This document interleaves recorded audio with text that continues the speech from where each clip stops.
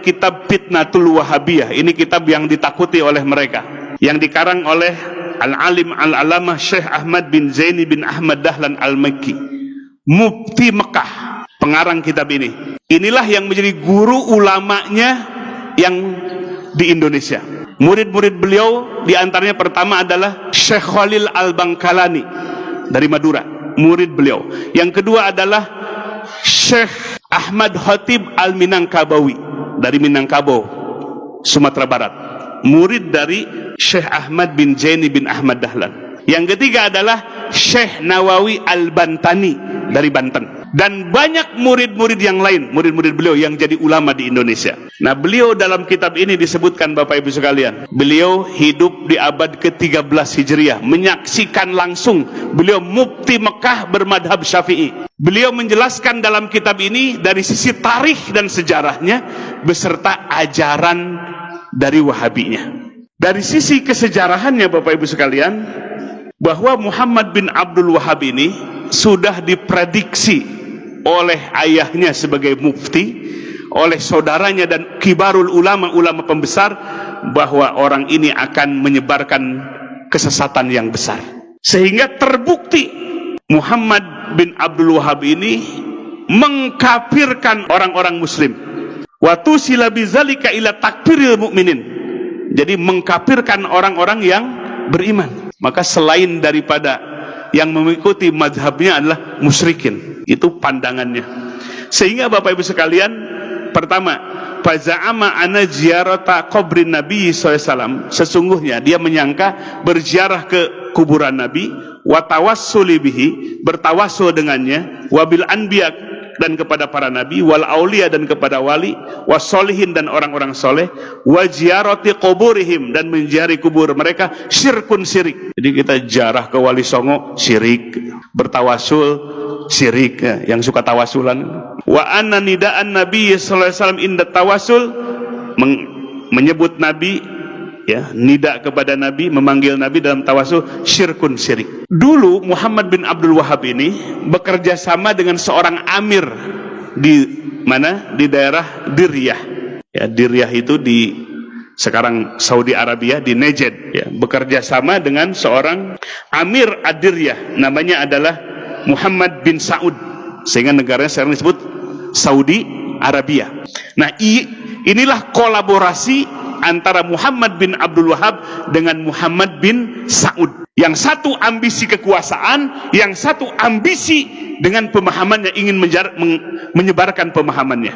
Sehingga di dalam sejarah, ke dalam kitab Fitnatul Wahabiyah ini, jumlahnya tidak terhitung yang dibunuh oleh pemahaman ini, dengan jumlah yang sangat banyak, karena memadukan kolaborasi antara penguasa dengan orang yang menyebarkan madhab Wahabi ini. Jumlahnya tidak bisa dihitung. Di Taif, di Jeddah, di Mekah, banyak manusia yang meninggal. Bahkan terakhir, Bapak Ibu sekalian, ketika merebut Hijaz Mekah dan Madinah, mereka menggunakan senjata Inggris untuk membunuh kaum muslimin. Dalam kitab ini, dan banyak kitab-kitab yang lainnya. Maka disebutkan dalam kitab ini, musibah terbesar yang menimpa umat Islam sepanjang sejarah umat Islam adalah fitnahnya Wahabi ini. Maka sekarang, Bapak Ibu sekalian, mereka ganti kulit, nggak mau disebut Wahabi, maunya disebut Salafi. Padahal paham yang mereka pelajari dan kitab-kitab inilah yang mereka pelajari semua. Jadi Bapak Ibu sekalian, ini sungguh memprihatinkan. Kenapa? Karena mereka menggunakan pemahaman seperti ini, pemahaman yang merusak, yang membelah-belah kekuatan umat Islam, yang memecah belah kaum muslimin. Kaum muslimin disebut orang musyrik, bahkan lebih syirik dibandingkan dengan Abu Jahal dan Abu Lahab. Sungguh kejam, Bapak Ibu sekalian, paham ini. Bagaimana kalau anak-anak kita mesantren di tempat itu melahirkan orang-orang yang kasar, yang radikal seperti itu?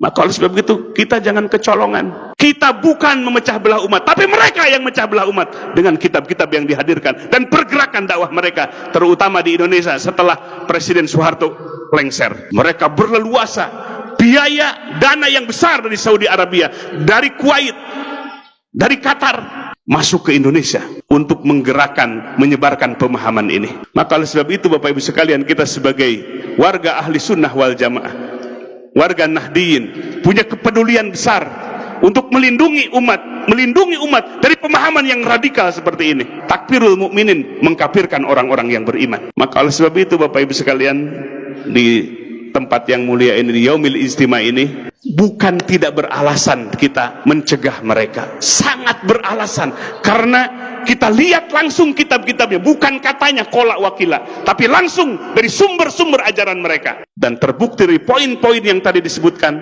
ini semua adalah pemahaman yang syudud, yang keluar dari sawadul a'zam, yang keluar dari manhaj Ahlussunnah wal Jamaah. Kita dicabik-cabik persaudaraan kita. Maka oleh sebab itu, kita bukan karena kebencian. Ingat Bapak Ibu sekalian, bukan kebencian kepada mereka, tapi pemahaman mereka lah yang syad, yang keluar dari sawadul a'zam, dari mayoritas umat ini. Dan mereka yang memusyrikan kita lah, bahkan lebih musyrik daripada Abu Jahal dan Abu Lahab. Maka oleh sebab itu, mari kita lindungi masyarakat kita, wilayah kita, dari ajaran-ajaran seperti itu. Ya, kita tidak akan bisa melihat sepintas, tapi yang harus kita lihat adalah kitabnya, rujukannya, marojeknya, sehingga kita akan melihat gambarannya seperti apa. Maka hampir di mana-mana Bapak Ibu sekalian, kegaduhan di masjid-masjid karena ajaran seperti ini yang diajarkan. Begitu Bapak Ibu sekalian situasi kondisi kita. Mari kita jaga masyarakat kita, warga kita dari pemahaman-pemahaman radikal, pemahaman-pemahaman yang menuding orang lain kafir, yang menuding sesama saudaranya sebagai orang musyrik. Hadirin wal hadirat rahimakumullah, itulah yang bisa disampaikan pada kegiatan Yaumul Ijtima ini. Bukan kebencian, kita tidak menuding mereka kafir. Tidak boleh menuding ahli kiblat dengan musyrik atau kafir. Pantangan dalam Ahlussunnah wal Jamaah. Bahkan yusolli khalfal fajir. Ahlussunnah wal Jamaah itu sholat walaupun di belakang imam orang yang fajir.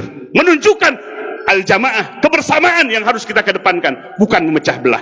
Itulah sifat dari Ahlussunnah wal Jamaah. Tapi sifat-sifat yang ada dalam pemahaman kitab Wahabi ini adalah sifat-sifat memponis. Ayat yang diturunkan kepada orang kafir dan musyrikin malah dipakai kepada sesama, kepada orang yang beriman.